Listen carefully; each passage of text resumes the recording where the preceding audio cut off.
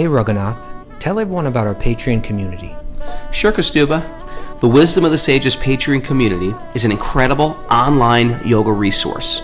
If you like the type of yoga wisdom and culture we share on the show, then our Patreon community is a great next step. This is a listener-supported podcast, and any level of sponsorship will unlock a wide range of live and archived classes, talks, and even workshops. Raghunath teaches, I teach, and we have a host of other excellent teachers on topics ranging from yoga philosophy, asana classes, storytelling, Ayurveda, kirtan, cooking, meditation, and a lot more. We even have an incredible online Bhakti 12-step recovery group. So if you want to check it out, go to patreon.com/wisdom of the sages. All right, let's get it on. Om Namo Bhagavate Vasudevaya.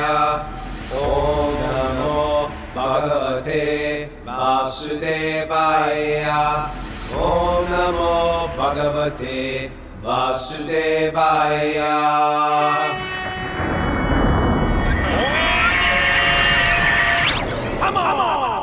Live from Super Soul Farm, this is Wisdom of the Sages, a daily yoga podcast with your host, Raghunath, and co-host and senior educator at the Bhakti Center in New York. Kaustubha Das, welcome to the show. And welcome to Q&A Day, Questions and Answers Day. No, it's not Q&A Day. No.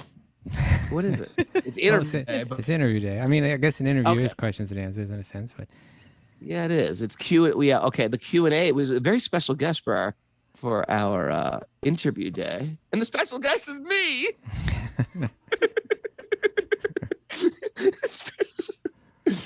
Kaustubha's like, well, we interviewed me last week. Let's just interview you this week, and we'll do it prophet style. I was like, all right, I'll be the special guest. I'm honored. But I want to thank everybody who came over to the farm yesterday. And if you weren't invited, it wasn't planned not to invite you. Because isn't it amazing? Like there can be a gathering, and if you weren't particularly invited, you can start to hate people that didn't invite you. You weren't not invited. It was just that it organically started from Carla, the coach, texting me and Mara, hey, let's just get together. And then from people, some people heard it from other people, and people just started coming over. And we had this really beautiful little community up there. We got a thriving thing going on. Even Hudson alone had a whole crew from Hudson. We had kirtan going. It was just Maricel. What was it? How was the vibe? It was sweet. It was great. It was so sweet. It was so sweet. Great. The kids were playing. Vegan Trucker had the kids playing around. Kirtan was Josh lovely. Kane. Yeah. Kirtan was lovely. It was a sweet time. You know, it's real. A community is so powerful, but not just random community. Because let's face it, the Hells Angels is also a community. We're not just saying join a community for the sake of community. We're saying join a community. No offense to the Hells Angels. I want nothing. No, I have no issues with you. But my point is, we want a community that brings us higher in our consciousness, in our thoughts. We want a place where you can cry, and we're a place where you can laugh. Right. We don't just want to show up and put on a persona. We want a place where we come together and be authentic. And I feel like that's what happened last night. And I think that's what this whole Bhakti thing is it makes you more emotional because you're more in touch with your emotions. Otherwise, I've done this before where I've lived a life where I've just masked emotions, covered emotions, ate my emotions, sexed my emotions, people do anything with their emotions except express them. So I think in this Bhakti culture, it's quite beautiful, man. It's like a beautiful culture. I'm playing around with the cult word lately. Culture of being able to express emotion. Emotion's not a bad thing. It's a beautiful thing, and it works much better if you express it than bury it. You got an announcement for me, Kaustubha? I know you got something on your mind. I do. Today, and this is just for the ladies. This isn't for the guys, right? But today is the once a month Urban Devi. Raghunath, it's not a sexist thing. Every once a month, Urban Devi. It's a group that's led by Rukmini. One of our, Sage I would say leaders, close right? friends. But she's like more like a mentor. She's like we interviewed her quite some time ago, but she's got an incredible story about how just as a young girl, she left home and went on to become a Bhakti-yogi, met Prabhupada and the whole thing. Young girl, like 17, right? No, younger, like it maybe 16, I think. I think she was 16. But in any case, she runs this group called Urban Devi. Urban Devi is a monthly interactive women's discussion circle that seeks to make spirituality accessible to women in the 21st century. Each session will focus on a theme based on topics that are of importance to women and will offer insight and practical applications from the practice of Bhakti Yoga. And they don't want you in there, Raghunath. They want a little space. So just let them have it. Okay? Have you asked them? Let's take a poll. Well, they just said it right there. It's for women. But they have a special speaker today. This is Munjwali Devidasi. She's a very senior Bhakti Yogini herself with all kinds of insights. And the topic is personal reflections and daily actions, tips for your spiritual journey.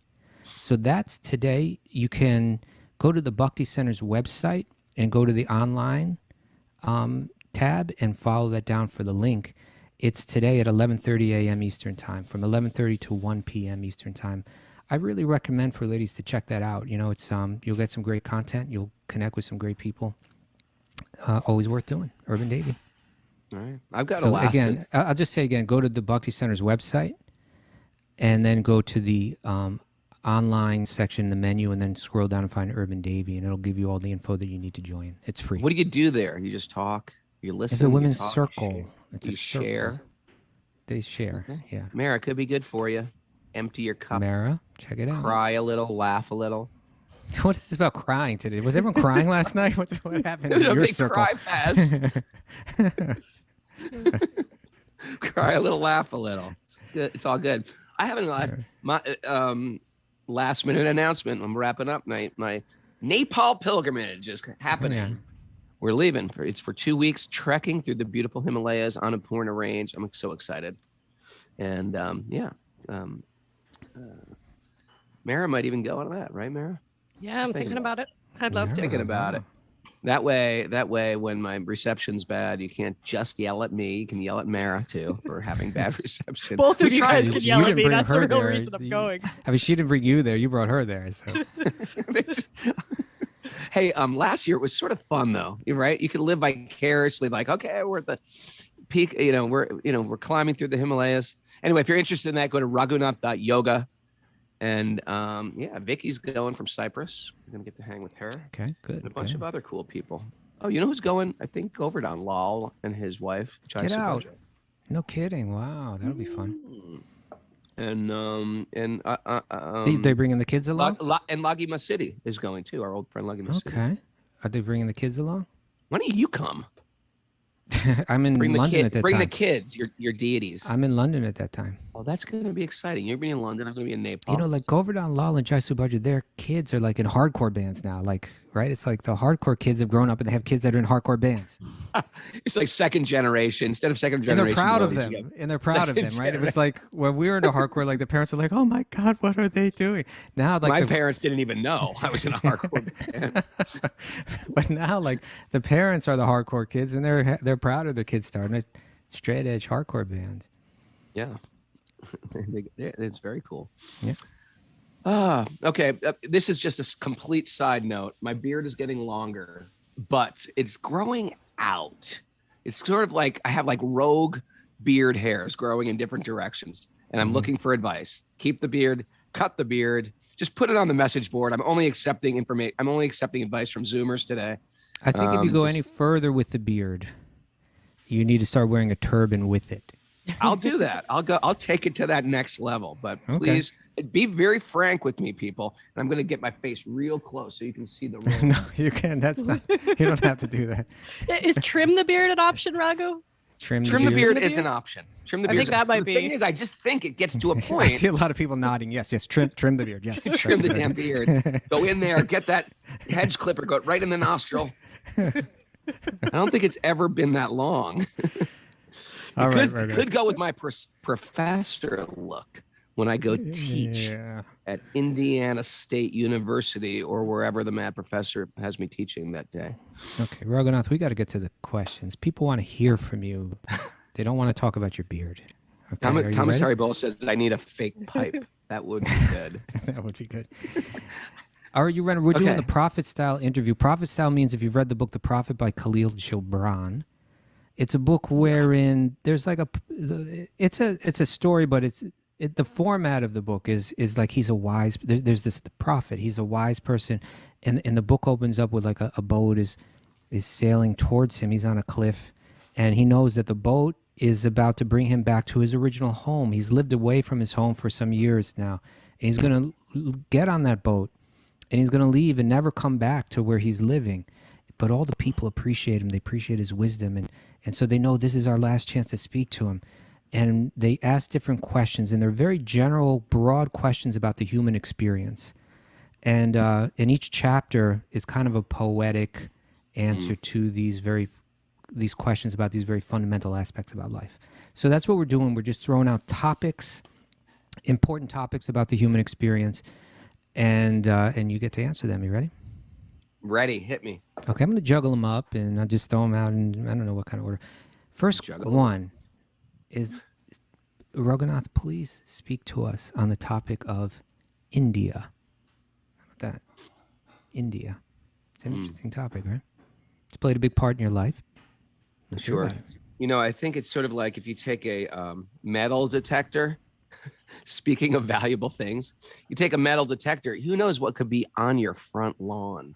You know, who knows what type of treasure if you just... Hold it. Is this a squirrel? Does this have any... Not. This is not. Okay. But at the same time... your typical squirrel place you go, treasure and all of that. Yeah, it is my typical place I go. I just... okay, anyway, I'm not going to get into it, but I was just Googling top 5 most recent treasures found. But there can be a treasure right on your damn front lawn and you don't even know it. Why? It's covered over by grass, covered over by weeds, covered over by whatever. You built something on top of it, or a shed or something. But if you knew where that was, you go right there. So India is one of these places. It's very easily nowadays to be like, oh, this is okay, developing nation. This is a, there's a lot of money here. There's a lot of poverty here. It's a lot of people here. And you can really get lost in the lawnscape and miss the jewel that is there. And I think when we went in the old days was pre-internet, pre-cell phones. It was like going to another world, and it was very obvious what was a holy place. There's a holy city. This is this is the regular city. Nowadays, you got to look a little deeper for it, but it's there. There are jewels, and the jewels be in the jewels are not just jewels. The jewels are people, places, things that have like nouns. What's that? They're nouns. They're people. There's places. They're things. people, places. All the nouns are covered there. Now, there's people that can actually change your life, and there's places that can actually change your life, like temples and holy places, rivers, deities, sacred literature. And India goes real deep. It goes very, very deep. And not only does it go deep, because, truthfully, there's wisdom all over the world. But India, what I love about it is it's like a living culture. People are still living and practicing this wisdom lifestyle. And you just got to find those right people. And that's, we're blessed like that for somehow, I was just thinking about it yesterday, like, how did I get attracted to that at 22? Like, I went to India at 22. It's like I got lucky. I got really lucky, or had some good karma, or got some good mercy, or had some good previous life, but really probably just good mercy that I was interested in going there. But yeah, it's a place where you can go real deep, real quick when you have real guides in your life. So it's a special place. It's a special place. Very nice. Well, maybe that'll lead right into the next topic, because let's go deeper into that. And let's not just talk about India, but let's talk about the practice, important practice in yoga and Bhakti-yoga. But Raghunath, please speak to us on pilgrimage. What's that all about? Oh, that's great. Pilgrimage it's almost like a fast from, by the way, nothing I said was Kaustubha's going to be like, okay, here's the questions. You sent me them yesterday. I refused to look at them, not out of laziness, but I wanted them to be very, you're like, well, it might have been laziness. It might have been the fact that you had 30 people. And not laziness, distraction. It might not be distraction. I just wanted to spontaneously speak. I wanted to spontaneously. I'll never accuse you of being lazy. Yeah, thank you. What will you accuse me? Distracted. Okay, distracted. Thank you. Okay, pilgrimage is sort of like a fast from materialism. So you could literally have a pilgrimage in your own house. Well, that's a nice hold it. That's but- a nice way. That's a takeaway right there, right? A pilgrimage is a fast from materialism. Boom. T-shirt. Just made that up Okay. off the spot. Yeah. But yeah, fast from. So that means I've got to be extremely careful. This is what we try to do on a regular basis. See, the thing is, when you're in pure consciousness, you're always on pilgrimage. But in our day-to-day life, I got to work, I got to deal with this and that, and the minutia of material existence. We all know what that is.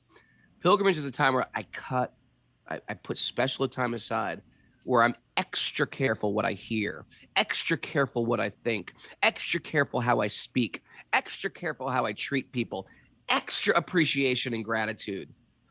And then when you put yourself, just like when you fast, you take yourself off solid food or do a liquid diet or a juice diet or a water diet, you start to feel big transformation happen. What happens? You start to purge, right? If you've ever done a cleanse, you know sometimes you get a headache, right? You start to release things through your skin. You get a rash sometimes.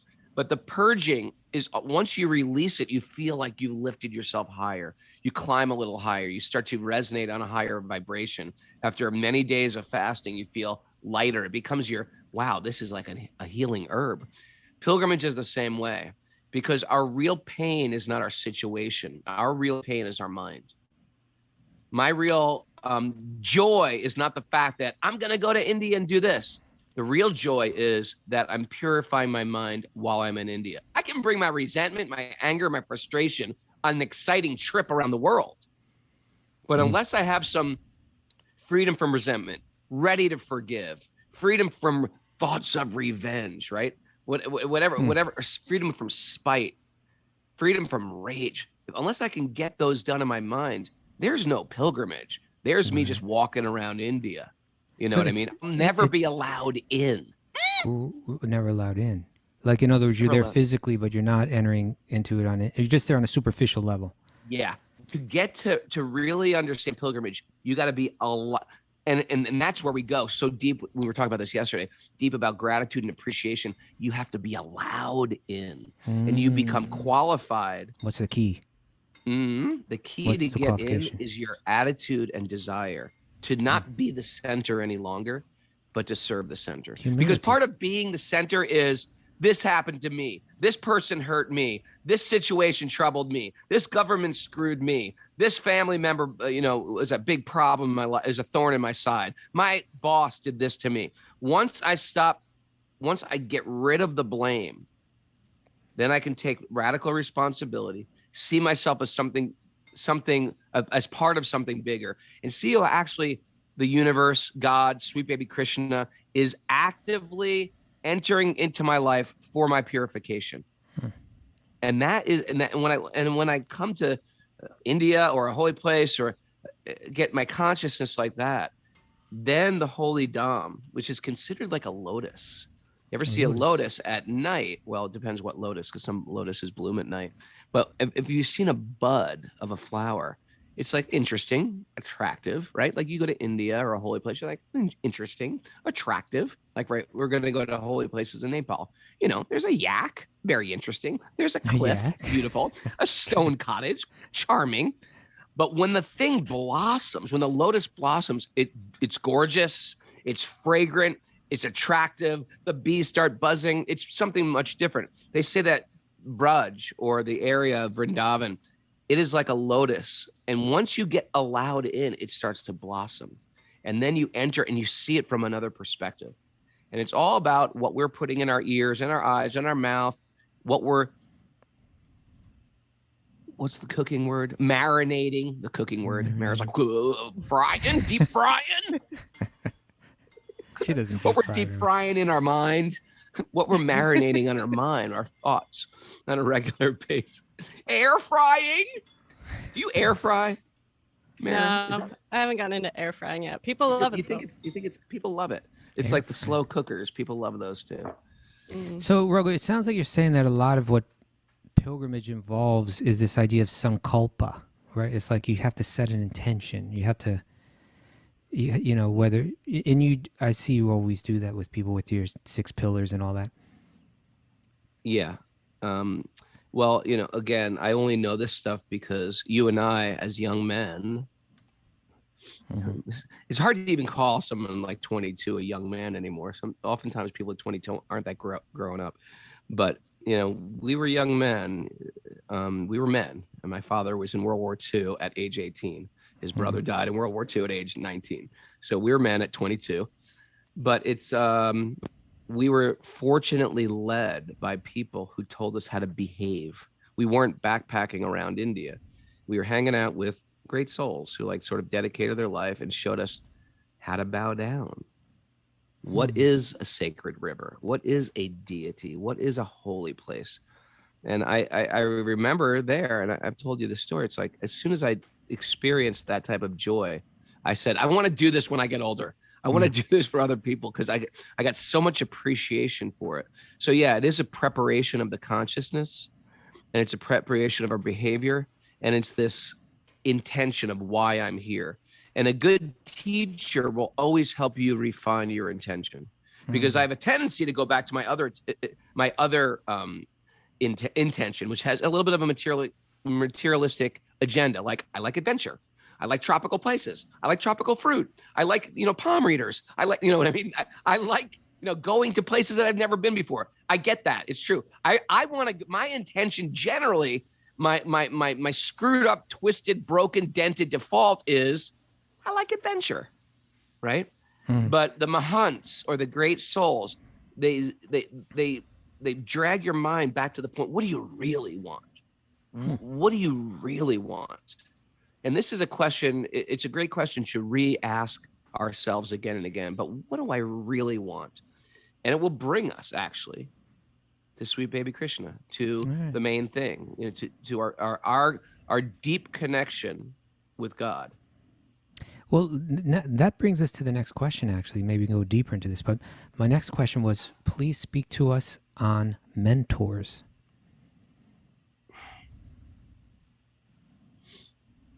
To mentors, I mean, it's a huge part of what we do as students is we have mentors in our life. Sometimes people are really smart, insightful, thoughtful, wise, and they naturally become mentors. In our tradition, though, we sort of frown upon that, because we say that the real way to have a mentor is you need mentors. You can't just be, I'm a self-proclaimed mentor, because what happens is the buck stops, the worship stops with you. So a good mentor is really like in debt to all the mentors in their life. And sometimes people like to lead and like to give advice and like to play that role. And if you're one of those persons, it's a very beautiful thing. But at the same time, we have to make ourselves the student also. We have to make ourselves vulnerable. We can't just be, it just can't be a one-way street where I'm here to help all of you because you're all screwed up and I'm a little stable. I have to be able to connect with my vulnerability, connect with my shortcomings, be deeply introspective. And then I have to dump that on a person who's willing to receive it, sort through it, and assist me on my path. Does that make sense? Dump it on them. Can I dump it on you? I dump it on you occasionally. You sort through it.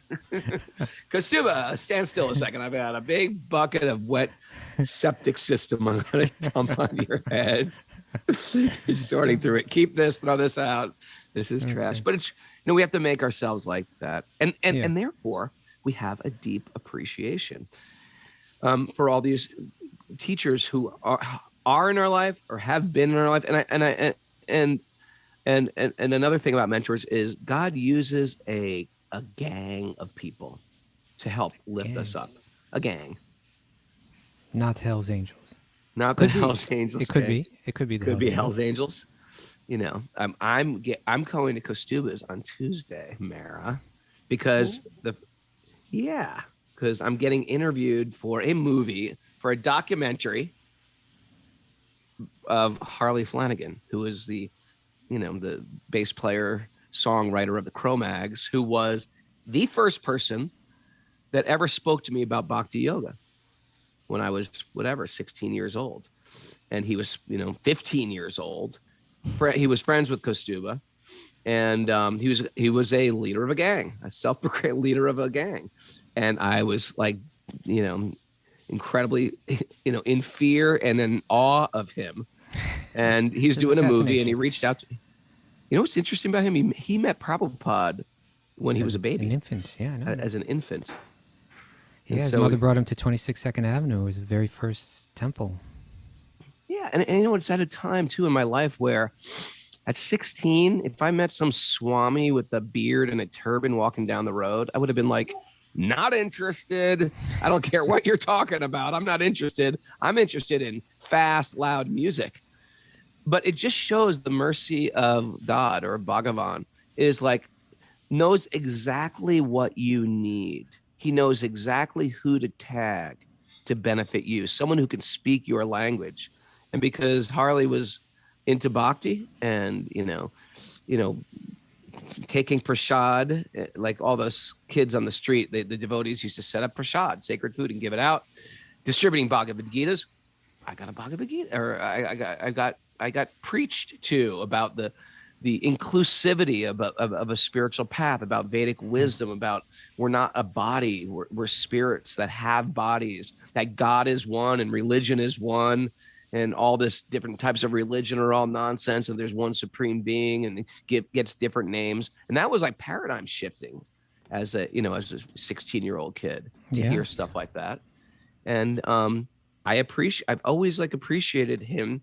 I have to, because God uses people to speak to you, and it wouldn't, no other package would have delivered, the slap in the face like that delivered to me. You were trying too, right? You were searching around for it. I was searching for it. I mean, I was also sort of like, what's it called? Starstruck, because he was a famous kid when he was a kid. So I was a little starstruck at the same time. This is going to be interesting for me, because I have all this life experience with Harley, and I have all this life experience with you, but I've never had you two in the same place, and you're going to be right here in my apartment. This would be very interesting. I know. He brought me to my first jiu-jitsu class as well. All right. Really? I didn't know that. Yeah. I saw the first UFCs, UFC 1 and 2. And I was like, how do you learn jiu-jitsu? And then I literally asked that question, walked into the subway, and there was Harley Flanagan wearing a jiu-jitsu outfit in the subway. And I was like, Harley, where do you do jiu-jitsu? I want to go. And he's like, yeah, right up the street. Come with me now. And I was like, all right. I met Renzo Gracie. I met Matt Serra, who's now a UFC fighter also. That was in Midtown, that place in Midtown? Yeah, that was that place. I can't remember where it was, like 30th Street or something. It's near the West Side. Garden, kind of. All right. Yeah. Okay. That was meant hopefully that wasn't too long-winded. No, that was good. I'm going to ask you a very more abstract question. Should we get Harley on the show? Should we get Harley as a guest on the show? I think it could be a very interesting show. All right, write on the message board if you want Harley Flanagan on as a guest. Okay. So here's the next question, Raghu. This is a kind of an abstract question. Are you ready? Yeah. I'm very interested to see where your mind goes on this. Speak to us on the topic of beauty. Go.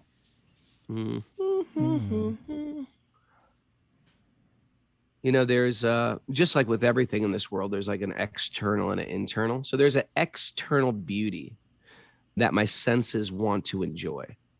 It could be like, you ever see like a leopard or something like that's a beautiful thing. I want a cat. Or if you look at a rainbow trout, or if you look at a beautiful woman or a beautiful man.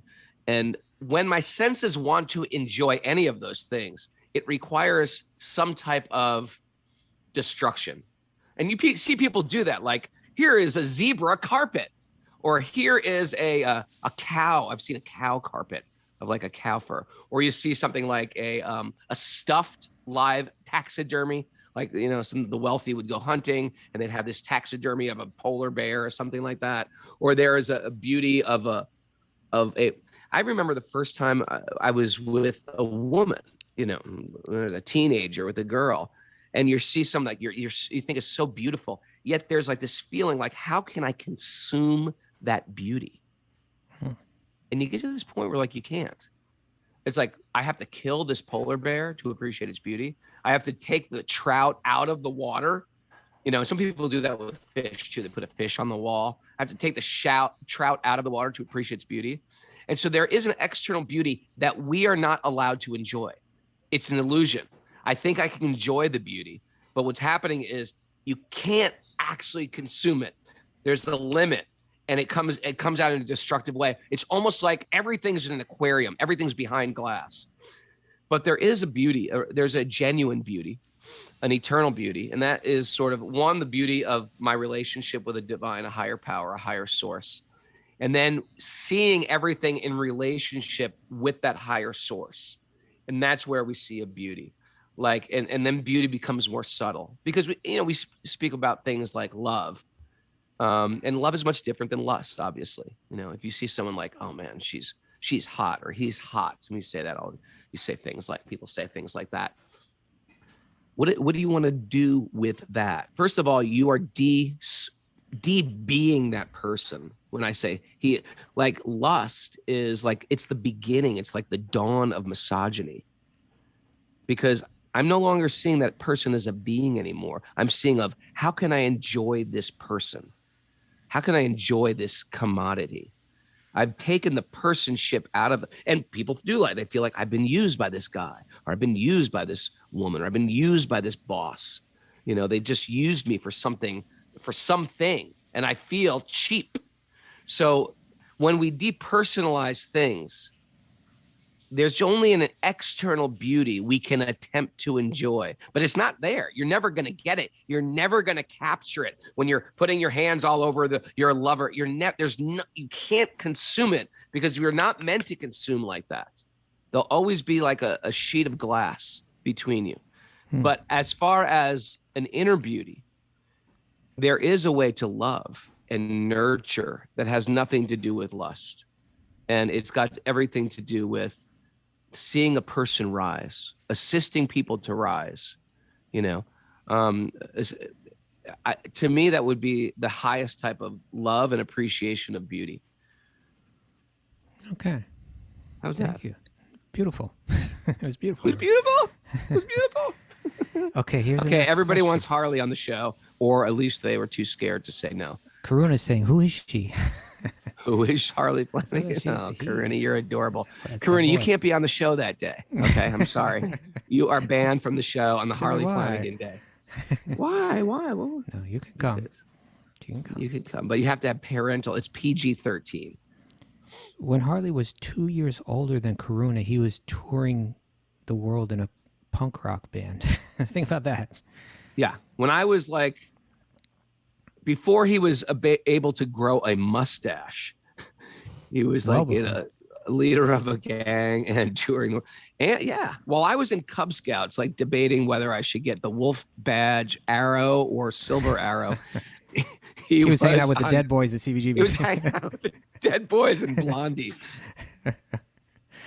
and Joe Strummer. Oh man. Okay. Everybody follow Harley Flanagan on Instagram right now. Okay. You ready? Yep. Okay. This is a very fundamental aspect of life. We're going to speak to us on food. Karuna just wrote me a private message. I said, I love you. Oh. Karuna, you are so sweet. I'm making your private message public. Teach me, speak about food. Food. I mean, it's a big food part is of life, interesting. Right? You know, food is interesting because it's like it's the ultimate. Like you are being loved and maintained. If you got nothing to be grateful for, be grateful for food, man. Food. It's growing from the earth. It's growing from the earth, and it tastes good. Like you couldn't have thought. Imagine if you needed something every day to keep your body strong, but it tasted like diesel petrol, or gasoline. It's like, oh, okay, I got to do it. Let's stick the pump in our mouth and just pour it. Oh, how horrible would that be? But food is wonderful. And if we can make it more wonderful by adding various herbs and spices, which also grow from the earth. It's quite amazing, food, how it's like supplied by us, for our very nurturing. It's like God, you can't say God loves you any more than a mango. Like, thank you, right? Thank you, God. Full of flavor, full of nourishment. Yeah, full of flavor, full of nourishment. Now, I will say, just like we have domain, like the Bible says we have domain over animals, huh? So it's like domain doesn't mean, just like I have domain over my children, it doesn't mean I should keep them in a cage, feed them occasionally, make them suffer, slit their throats, string them up by their ankle. Domain means I love, I maintain, right? Right. So we need to have symbiotic relationships with animals. I'm okay with that. I don't think we should be separated from all animals. I think there are certain animals that we can have symbiotic relationships with. I do think that we have to have that same relationship with plants as well. And that's why I love the whole permaculture thing. And, Ariana's a big helper on our garden, and Mara and Stefan. We have a whole bunch of gardening crew. Got a permaculture team. Permaculture teams, and Banjo Mike is a big helper, and David Charles Wilson. This crew, they're just very, very loving and support. But you need to learn what are partner plants when you're planting. There's plants that do well with each other. And you study, all you need to do is YouTube search reforesting deserts, permaculture, and you'll come up with some amazing things if you learn how to have the domain over plants. We have domain over plants. Well, what are we going to do with it? And it's quite exciting. Vegan trucker. Okay, just throwing that out there. How's that? Trucker. Okay. No. Vegan trucker. I just wanted to say vegan trucker today. Okay. We need more vegan truckers in this world. We do. Let's talk about the body. We're going to speak to us on the body, the human body. The human body is a gift of material nature. It's sort of nothing more, nothing less. I find, like, if I just get into like working out and physical things like that, I start to identify with the body as myself, and that's not a reality. I think it's good, but we have to see the body. It's a gift. If I can really get this, that will change my entire yoga practice. If you're into yoga or health, when I see that the body is not a gift, it's a gift, but it's not me. Then I can start to see, like, okay, this is a gift. What do you do when you get like, for example, if Kaustubha gives me a gift, here's a bicycle, and I trash the bicycle, and he comes back 3 weeks later, it's missing the seat, the handlebars broke, I didn't bother fixing it, it's got a flat tire. If you get a gift, you got to maintain the gift. And so the yoga system, besides giving deep spiritual philosophical truths, ways to live, ways to think, ways to meditate, if I'm just like, it also gives how to maintain this gift in the most effective way.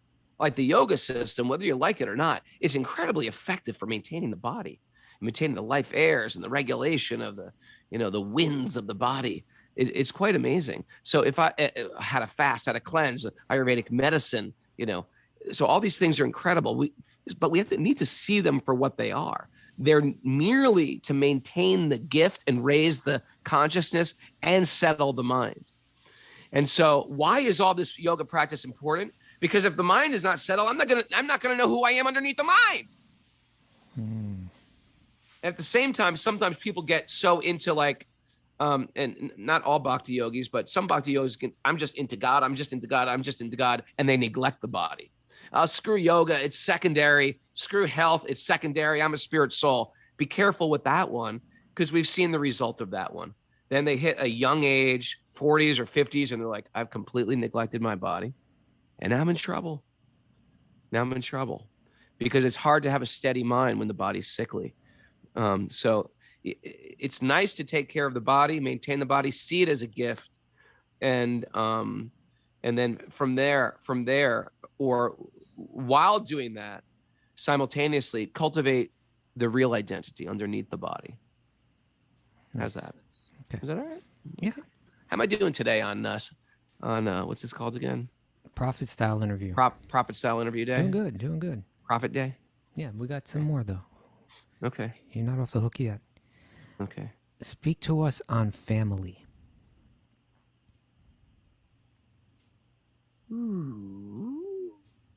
Scooby-Doo over here. Human families, not dog families. Well, I will say, I love the concept of family. I do believe that sometimes family has to be revisited and sometimes you have to rethink family. There is some natural blood ties we have with people that people get sent to us in our life, brothers, sisters, parents. But sometimes I've also had these things with my brothers, sisters, parents, like, how did I end up here? Like, who are these people? Nothing in common with any of these people. I do appreciate my personal family, but I've sort of been on my own since I was 18. And, but, you know, I have respect for them. For the most part, we get along pretty well. Well, you did go on to create another family, right? And then I wanted to create another family, and going through a divorce right now. So that's a little, you know, weird twist of the family unit. I think family is good, and stability in a family is good for, you know, for raising children. It's good for your mind. Family has a purpose, and the purpose is to rate. Everything has a purpose. It's not just family. Cooking has a purpose. Culture has a purpose. Dance has a purpose. Permaculture gardening has a purpose. Asanas have a purpose. And all of them are meant to bring us to the main thing, which is my connection with God. The family can't protect me from death. The family can't give me deep inner joy in and of itself. The family can't give me actual security. They can give me a partial security. So even the best working functional family, it's up to me to opt into my spiritual life. You can have a family of all great souls, Mahatmas, but I have to, at a certain point, opt in towards my spiritual life. So there is a purpose of family. It's raising that person's consciousness, giving them love and giving them affection, giving them education so how they can deal with this world. But at the same time, you got to give them the main thing. Like, what's the point? Here's the deal. What's the point in saying, okay, I want to be a good parent. So it seems like kids need music, right? I think music's a good thing, obviously. Well, not necessarily. There's probably, musicians who are, I can't think of off the top. Evil musicians. There must be an evil musician, or not, maybe not even evil, but just arrogant, or get caught up with drugs and intoxicants, or they use their fame to manipulate. Some singer of a band manipulates all these women, etc. So it's not just like we want our kids to have music. We want our kids to have good character. I don't care what my kids do, I don't care what they do. They could be as dumb as stone, as long as they have good character, So we want not just to give them some technique, like you're good at math or you're good at carpentry, but we want to assist them with their character development. And that's sort of the goal of education. Are you yawning, Kaustubha? Am I boring you? You're not boring me. Am I boring him? No, you're not. Thank you. Thank you for that lovely answer.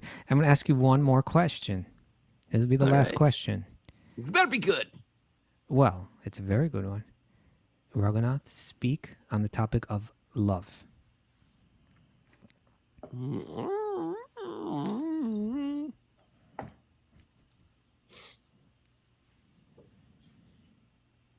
I think it ties in with this last statement about to really love, or it was that statement about beauty as well. It's sort of like real love is you want the upliftment.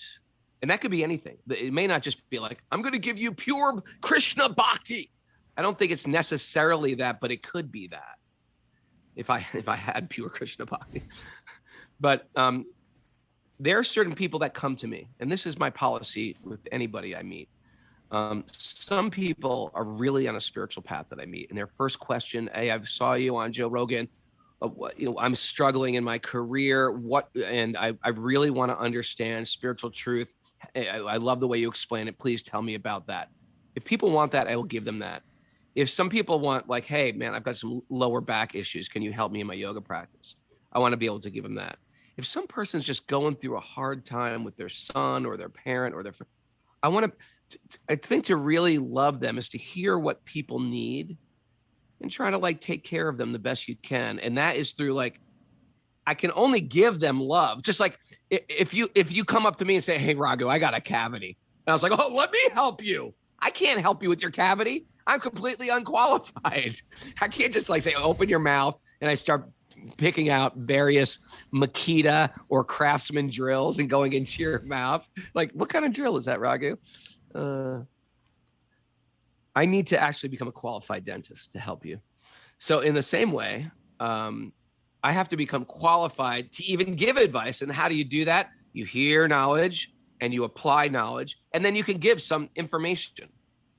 You hear from mentors, you apply their information to your life, and then you become a little wiser. So part of me giving love is to me sort of like start to hear truth, apply truth, have it become wisdom. And then all of a sudden you can actually love, because your love is wherever a person's at, you want to just sort of like encourage them on their path. Because sometimes you're going to have to tell a person, hey man, you should get real serious about your job. And maybe the same person or another person in the same situation, you say, you got to get rid of your job. You got to give sometimes completely different advice to two different people, understanding exactly what they need. Some people need love will manifest in just being very sweet, very kind, and very, empathetic. And some people, you just got to be heavy like a hammer. I've had people who have loved me that said, what you're doing right now is total nonsense. You're a complete fool. And that was love. And yes, that was your guru, Kaustubha. On many occasions. But it was love. And it was interpreted as love. And we extend, we always talk about don't criticize. We extend the critiquing to our mentors to critique us. We want them to. They're allowed to criticize me, because we trust that they actually have my best interest in mind. Thank you. So real love is to want to see everybody rise also, but give people what they need to climb that ladder. How's that? Thank you for sharing us your wisdom about the ways of love. Oh, thank you. I'm no love guru. You caught me. Thanks everybody for joining us. Woo! I want to thank the King of Hearts, Bob Healy, for hanging out with me this weekend. I want to thank my kids hanging out with me. I want to thank everybody that cruised down. I want to thank all the Zoomers. I want to thank all the others, and I want to thank all the Zothers. The Zothers are those who come and go between Zoom and other land. I want everybody right now, this is your homework. You're going to take a snapshot of the screen or a snapshot of the Wisdom of the Sages things on Apple Podcasts, and I want you to share it with a friend. Tell a friend Sunday, we call this. Okay?